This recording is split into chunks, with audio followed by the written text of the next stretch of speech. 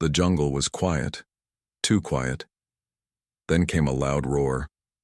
Not a normal roar, but something deep, angry, and not from Earth. The sound echoed through the trees. Birds flew away, the ground shook. A soldier ran. His face was covered in blood. He didn't look back. Behind him, a large shadow moved fast. A scream, and then silence. Everything went dark.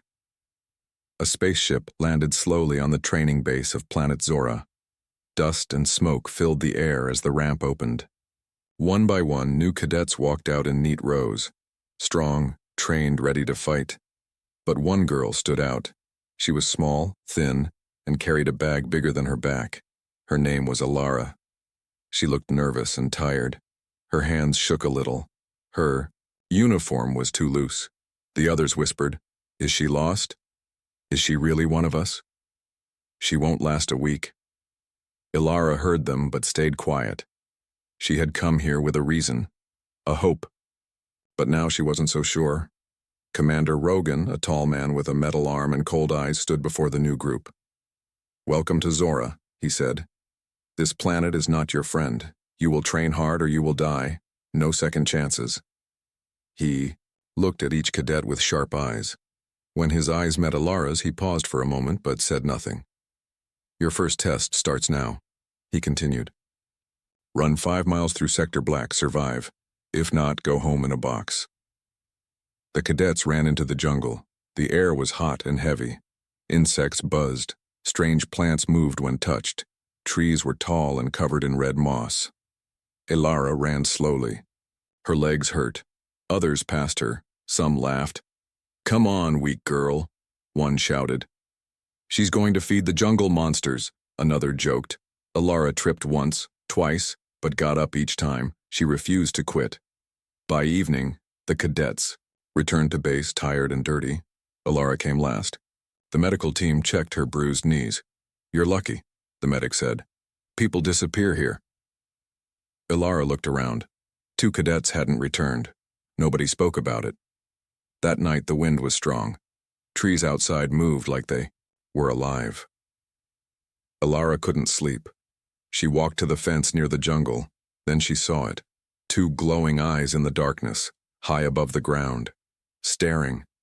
A shape, huge, like a mountain with legs. It didn't growl. It didn't move. It just looked at her. Ilara froze. Her heart pounded. She wanted to scream but couldn't. Her feet wouldn't move. Then the creature stepped back into the trees and vanished. Ilara stood there, shaking. She didn't know why, but she felt no fear. Instead, she felt calm. The next morning, the base was in chaos. "Another patrol is gone," shouted a guard. "No signs, no bodies, just blood." Commander Rogan gathered everyone. "We are not alone here. Something is watching us. Something ancient." Ilara looked toward the jungle. She remembered the eyes, that calm feeling. Was it the same monster? Training continued. Ilara kept trying. She failed in combat. She missed in shooting. She was last in every run. The other cadets laughed. Even the trainers ignored her, but she never gave up. Each night, she walked near the jungle, and each night, the eyes returned. The same beast. Watching, waiting. One night it came closer. Ilara stepped back. It was huge. Dark fur, long claws, sharp teeth. A monster, but it didn't attack. It looked into her eyes, and then it bowed its head. Ilara gasped. She felt something touch her mind. A voice, not made of words. A feeling. "You are not like the others." The monster turned and disappeared into the forest. Ilara stood there, heart racing. She looked at the stars above. Maybe she was the weakest in training, but something powerful had just chosen her, and everything was about to change. The sun rose over planet Zora, casting red light across the training base. Birds with metal-like feathers flew above. The jungle whispered as if it knew something the humans didn't. Commander Rogan stood before the cadets. Today is your real test, he said. You will enter the jungle in teams. No weapons. Only a tracker and your will to live. He paused, his metal arm tapping the table. Survive 5 days. No help. No rescue. This is Zora. It eats the weak. The cadets were divided into teams. Ilara was put in Team 7, a group of misfits. 2 boys who barely spoke. 1 girl who looked angry, all the time. No one wanted to be in this group. When Ilara joined them, they groaned. Great. We've got the weakling, one said. We're already dead, another muttered. Ilara said nothing. She adjusted her backpack and followed them toward the jungle. The first day was hot. Sweat dripped from their faces. The jungle was alive, buzzing, shaking, humming with strange sounds. Something moved in the trees. Large shadows. Loud steps. But nothing attacked. The team argued often. You're walking too slow. We're lost because of you. Just leave her behind. Ilara stayed silent. She listened to the trees. She watched the signs. Broken branches, claw marks. Footprints too large for any animal. Something was following them. That night, they made camp by a glowing blue tree. The angry girl, Lexa, took the first watch. The boys slept. Ilara sat near the edge listening. Then she heard it again. The sound. The slow steps. The growl that didn't come from a throat, but from the air itself. She stood slowly. The monster appeared, half in shadow, half in moonlight, 10 feet tall, fur like dark smoke, eyes like burning suns. But it didn't come to kill. It came to her. Ilara stepped forward. No fear. The monster looked at her, and then it knelt. Lexa woke with a scream. The others grabbed sticks and stones. It's the beast. It's going to kill us. But the monster stood, turned away from them, and walked back into the trees. Ilara stood frozen. Her heart was pounding. The next morning, the team was quiet. They looked at Ilara differently now. What did it want from you? One asked. Ilara didn't answer. On the 3rd day, Team 4 went missing. A rescue drone found only their helmets and blood. Panic spread through the jungle. Cadets screamed in the night. Some ran back to the base early. Some never returned. Commander. Rogan watched the drone footage closely. Then he paused. A frame showed the monster walking past a team, but ignoring 1 cadet, Ilara. He narrowed his eyes. Why does it follow her? Team 7 moved slower now. They followed Ilara's lead even if they didn't admit it. She stopped often, touching trees, feeling the ground, watching the sky. On the 4th day, she led them away from a clearing. Hours later, they heard a loud explosion there. Another team had triggered a trap. Ilara had known. Somehow. That night, the monster returned. It didn't roar. It didn't growl. It came like a shadow, silent and calm. The team watched in fear, but it ignored them. It came to Ilara and touched its head to hers. In her mind, she heard the voice again. Your kind came before. You remember? Ilara didn't understand, but her eyes filled with tears. The monster turned and vanished once more. On the 5th day, Team 7 reached the edge of the jungle. They had survived. Commander Rogan waited for them, surprised. You made it, he said, staring at Ilara. Even you. The others said nothing. They looked at her with confusion, maybe even respect. That night, a drone played the recovered footage from the missing Team 4. In the video, the monster attacks. But when Ilara appears on screen, the monster stops. Itsu stares, then walks away. The room fell silent. Commander Rogan turned off the screen. He looked out the window, toward the jungle. Why does it obey her? Ilara sat alone by the fence again. The jungle swayed in the wind. Her hand touched the ground. A quiet voice echoed in her mind. Soon, you will remember everything. Her journey was just beginning. Night fell over the base on planet Zora. The sky was purple. The jungle glowed in places where strange plants opened like stars. But Ilara could not sleep. She sat near the fence again, staring into the dark trees. She waited. And then, like every night, it came. The monster. It stepped out from the shadows, silent, strong. Its eyes locked on hers. No one else saw it. No one else heard it. But Ilara did. A soft voice, not loud, but inside her head. You hear me? You are the last of them. Ilara blinked. The last of who? She whispered. The monster said nothing aloud. It turned and walked away. She followed. The jungle was alive. Small creatures jumped through the trees. Lights flickered in the leaves. Ilara walked without fear.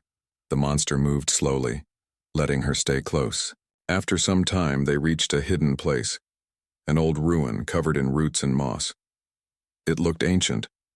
Symbols glowed faintly on the stone. Shapes of people with hands on beasts. Beasts bowing to them. Ilara touched one of the carvings. It looked like her. No one else remembers, the voice said in her mind. But you were born from them. The ones who came long before. Ilara's heart beat fast. Are you saying I belong here? Yes. You are not just human. The planet knows you. That is why I serve. Back at the base, Commander Rogan watched. Drone footage again. Ilara was seen walking into the jungle at night. No weapon, no fear. She's hiding something, he said. Follow her, he told his tech team. Send the drone. Quiet, invisible. Ilara returned to the base just before morning. No one saw her enter, except one person. Juno, a quiet cadet, had noticed her sneaking out. He didn't say anything. Yet Ilara went back to her room. Her head was full of thoughts. She dreamed of fire, of a tower made of bones, of a voice calling her name before she was born. Later that day, during hand-to-hand combat training, Ilara was matched against Lexa, the same angry girl from Team 7. Lexa didn't hold back. She punched hard. Ilara fell to the ground. Still, weak, Lexa mocked. But something changed. Ilara stood slowly. Her eyes glowed faintly, just for a second. She moved fast, blocking Lexa's next attack like she had done it 100 times before. Lexa fell. Hard. The whole room went silent. Trainer, Kor raised an eyebrow. Where did you learn that? I don't know, Ilara replied. But she did know. The monster had shown her. In dreams. In whispers. That night, Ilara was called to Commander Rogan's office. He showed her the drone footage. You go into the jungle alone. The monster comes to you. You speak to it. Ilara stayed quiet. What is it saying to you? Rogan asked. It doesn't want to hurt us, Ilara said. You expect me to believe that? He barked. That thing has killed more than 20 of my people. Ilara looked up. Because they attacked first. Rogan stared at her for a long moment. You're hiding something, girl. Something dangerous. He pressed a button. Guards entered. Lock her up. In the prison room, Ilara sat alone. Cold walls, no light.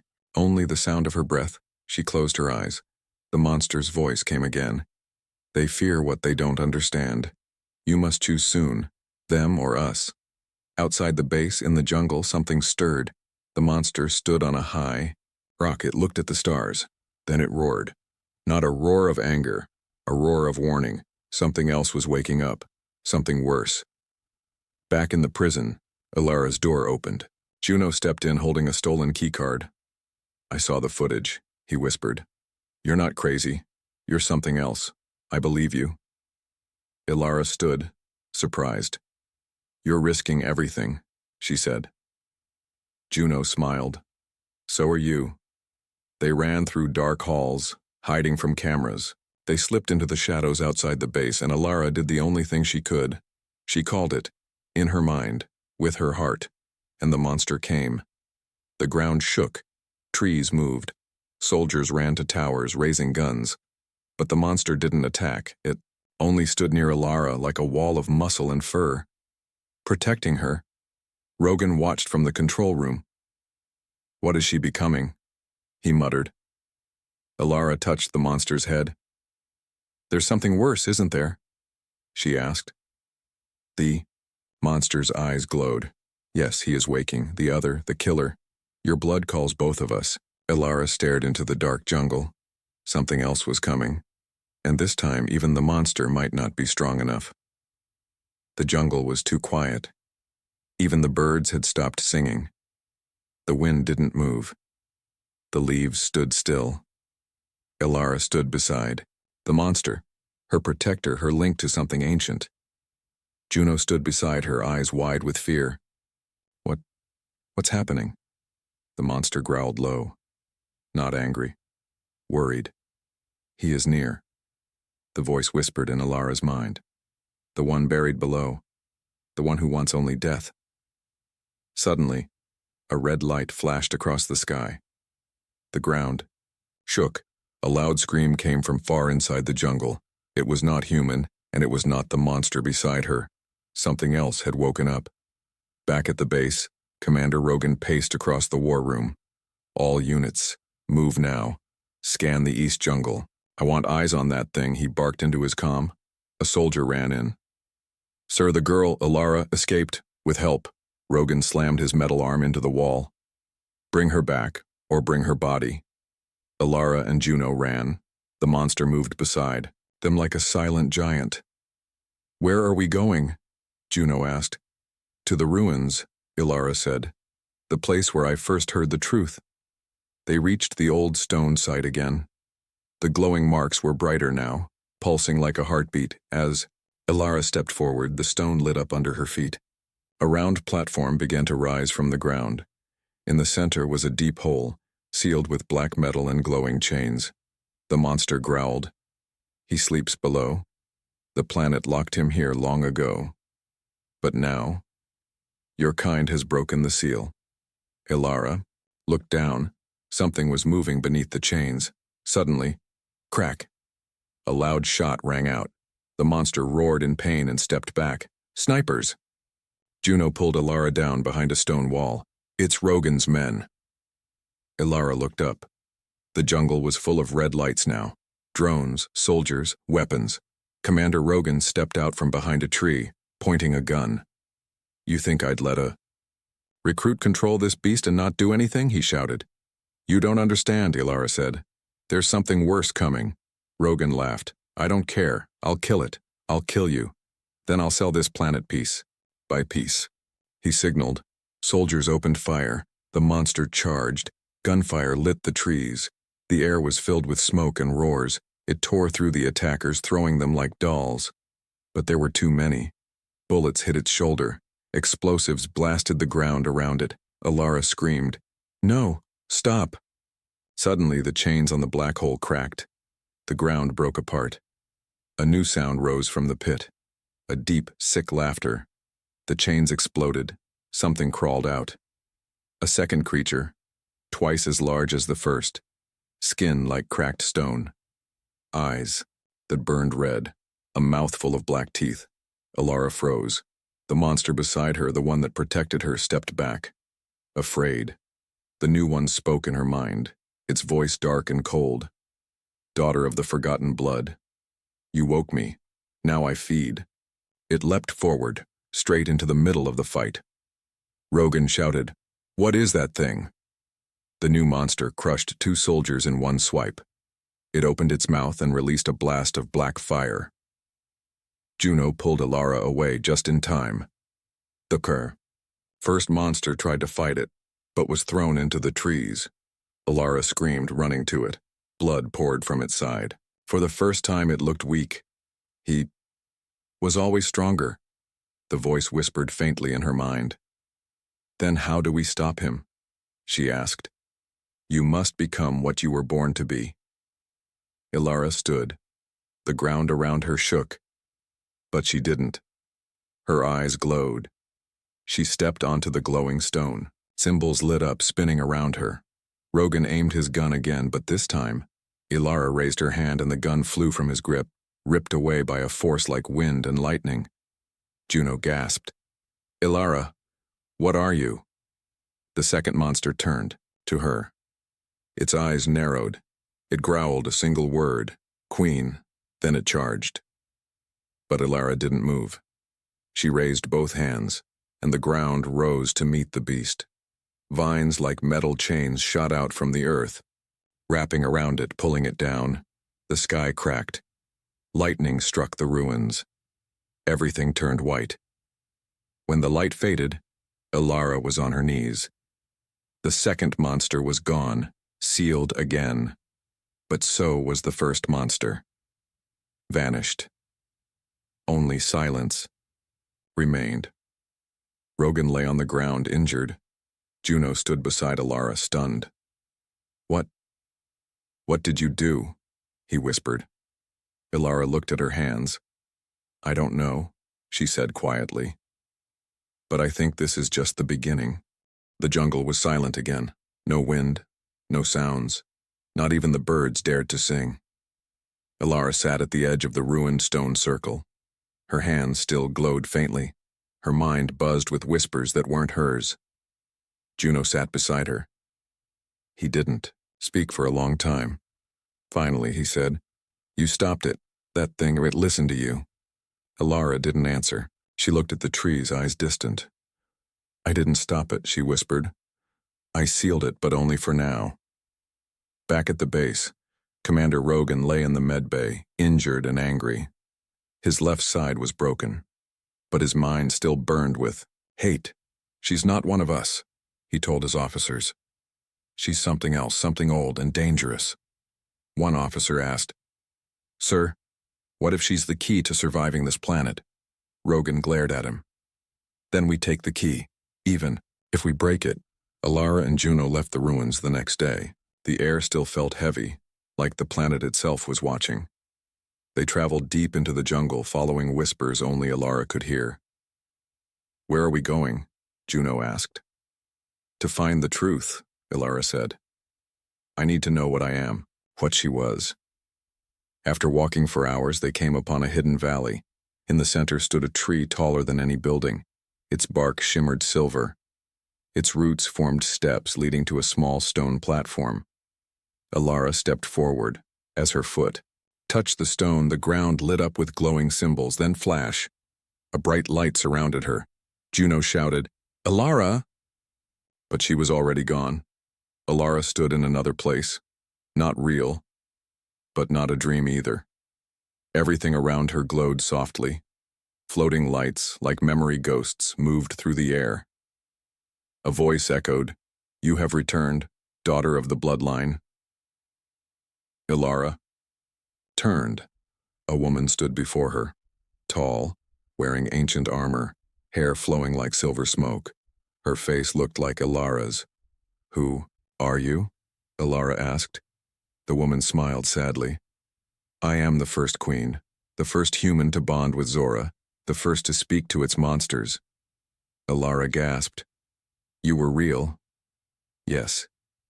Long before your people came in ships, we walked with the beasts.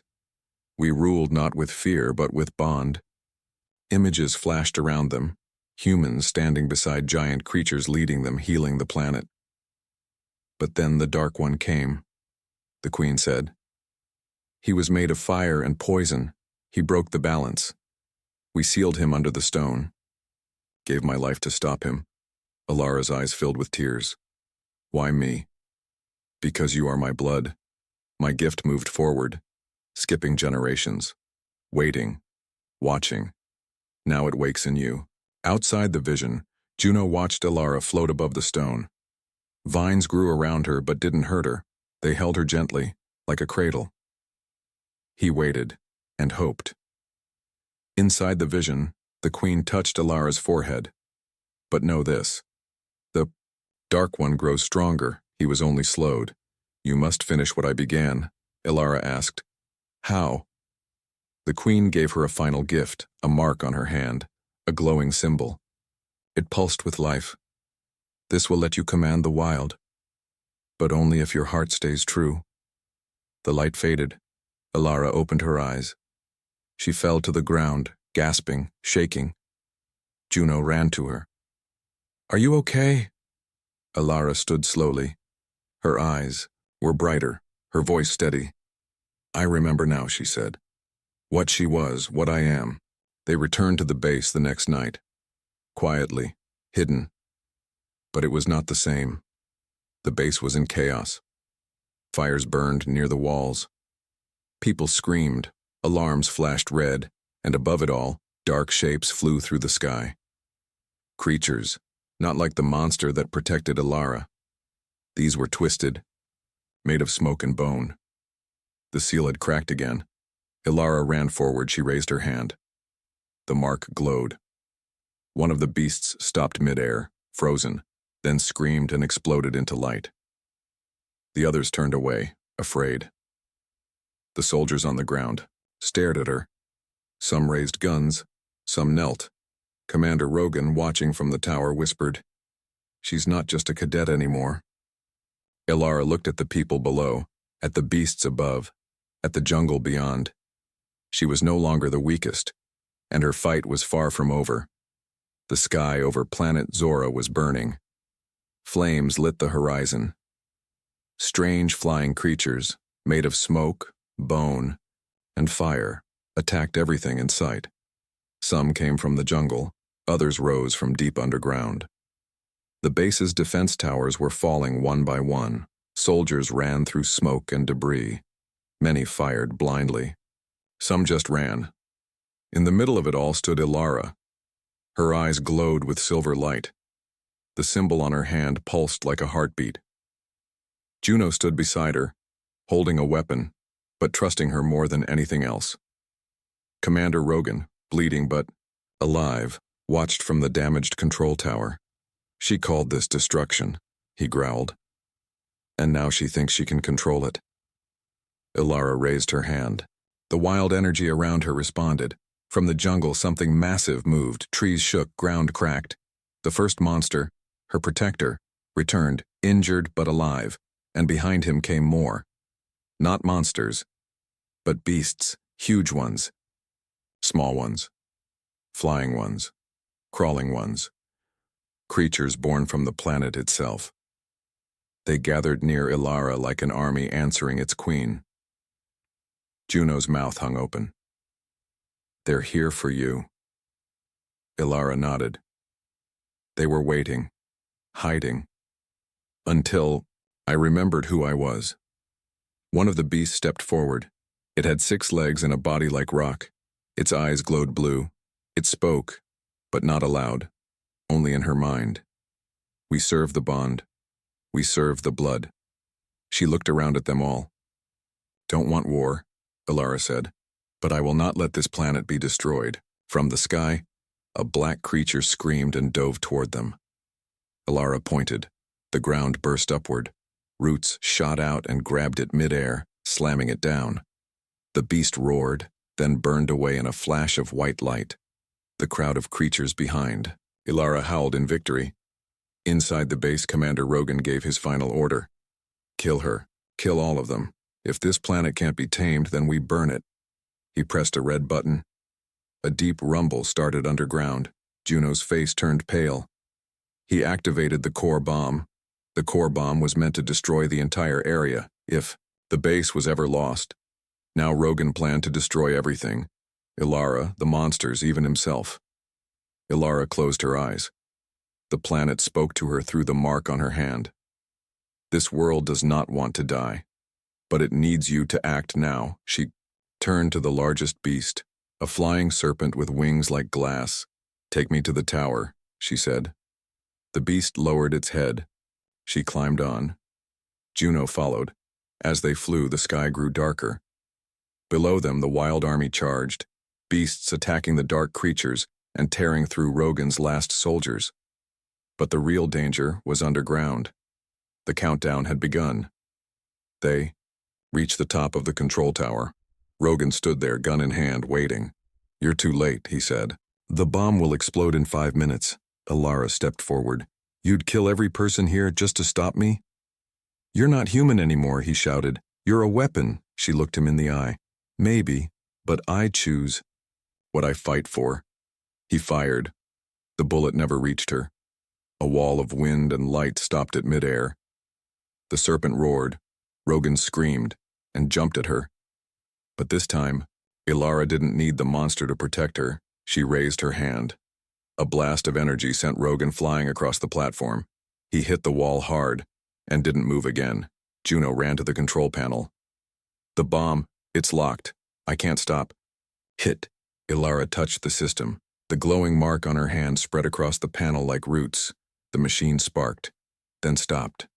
The countdown froze at E003. The tower lights shut down. Silence. The base was saved. Outside, the creatures cheered. In their own way, roaring, flying in circles, slamming the ground in joy. Ilara walked to the edge of the platform. The wind blew through her hair. She was no longer the weakest recruit.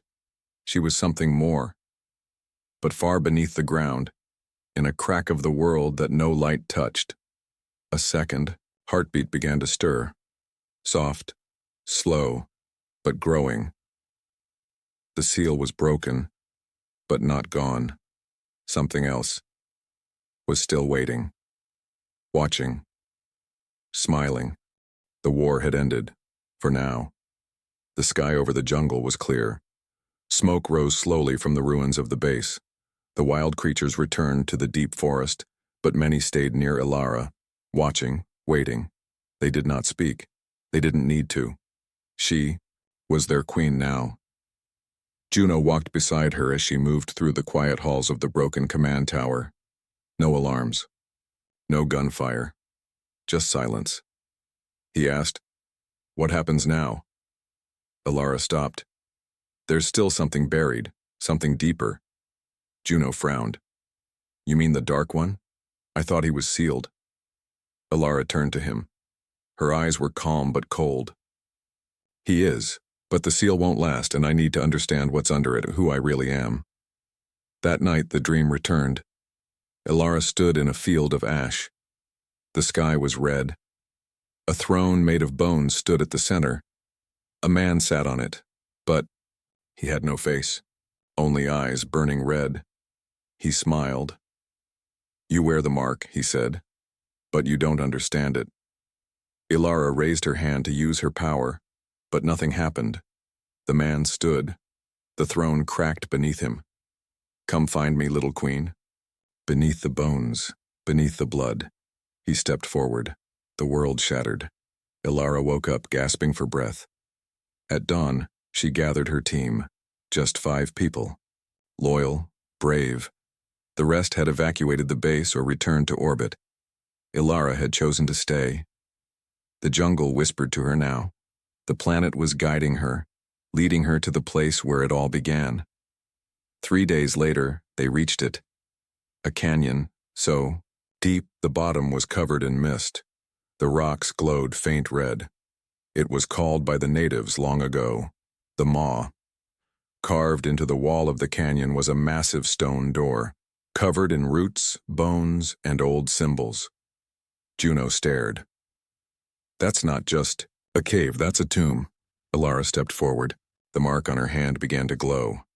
The door responded. With a deep rumble, it opened. Darkness spilled out. Inside, the walls were alive. Not moving, but humming, pulsing with red energy. They walked down stone steps for what felt like hours. Strange symbols lined the walls. The air was thick, heavy. No birds, no wind, no time. Ilara finally reached the bottom. There was a throne, not made of bones, but black crystal, and behind it, a mirror, but not just glass, a memory mirror. When she looked into it, she didn't see herself. She saw the first queen, standing on this same floor, long ago, crying, bleeding, and holding a baby. Ilara stepped closer. Her breath caught in her throat. The baby had her face. It was her or a version of her. A voice whispered, "Not born, reborn, not trained, chosen." Suddenly, boom, The ground shook. Juno shouted, "Behind us!" Creatures poured from the walls. Dark, twisted things like shadows with teeth. They attacked fast. Ilara raised her hands. Her power pulsed out in a wave. But it wasn't enough. One of her team screamed as a creature pulled him into the dark. Another was struck by claws. Juno fired his rifle, protecting Ilara. "Use the mark," he shouted. Ilara closed her eyes, felt the ground, felt the blood in the stone. Then, light. Bright silver light exploded from her chest. The creatures shrieked and vanished into dust. Silence returned. But the throne was no longer empty. A shape now sat there. A man tall, dressed in black armor with a red crown burned into his forehead. He smiled at her. "You came." Ilara narrowed her eyes. "Who are you?" He stood. "I was the first protector, like your monster, but I broke the bond. I took power for myself." He walked toward her slowly. "Now I sit on the buried throne. But you were meant to. Take it." Juno raised his weapon. The man stopped. "Don't be afraid," he said. "When the planet dies, all thrones rise again." He vanished into smoke. Ilara dropped to her knees. The truth was heavier than she imagined. She was not just the queen. She was a copy, a vessel, a continuation of something ancient. And someone else wanted the throne. The true war hadn't even started. Outside, the jungle screamed. The seal above the canyon began to crack again. The Dark One was rising, and this time he would bring his army with him. The jungle was on fire. Smoke rose into the sky. Trees fell. The earth cracked open. Creatures of darkness, the broken ones, crawled out of the deep. They moved like shadows, their eyes red, their teeth made of bone and stone. They came for war, and this time the seal would not hold. Ilara stood at the edge of the canyon. Behind her, Juno and the last few soldiers waited. The wild beasts, the ones loyal to her, gathered in silence.